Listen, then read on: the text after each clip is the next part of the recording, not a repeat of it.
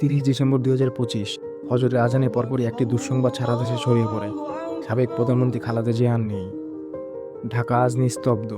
এবার কেয়ার হাসপাতালের সামনে হাজারো মানুষ চোখে জল নিয়ে দাঁড়িয়ে আছে। একটি যুগের অবসান হয়েছে। ভোররাতে তিনি শেষ নিঃশ্বাস ত্যাগ করেন। দীর্ঘ অসুস্থতা, লিভার সিরোসিস, হৃদরোগ, কিডনি জটিলতা শেষ পর্যন্ত এই অপরাজয় নারীকে হার মানালো।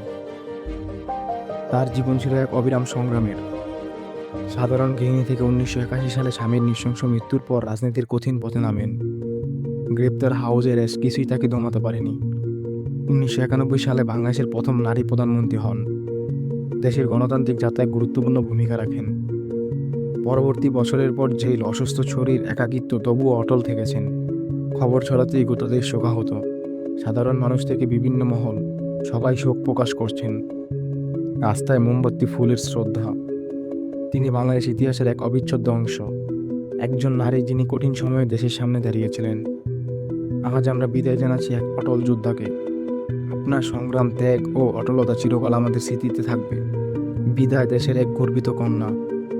আল্লাহ আপনার মরহুমের মাগফিরাত করুন, আমিন। ভিডিওটি ভালো লাগলে লাইক দিন এবং বন্ধুদের সাথে শেয়ার করুন। এমন আরও ঐতিহাসিক ডকুমেন্টারি দেখতে চাইলে আমাদের চ্যানেলটি সাবস্ক্রাইব করুন। ধন্যবাদ।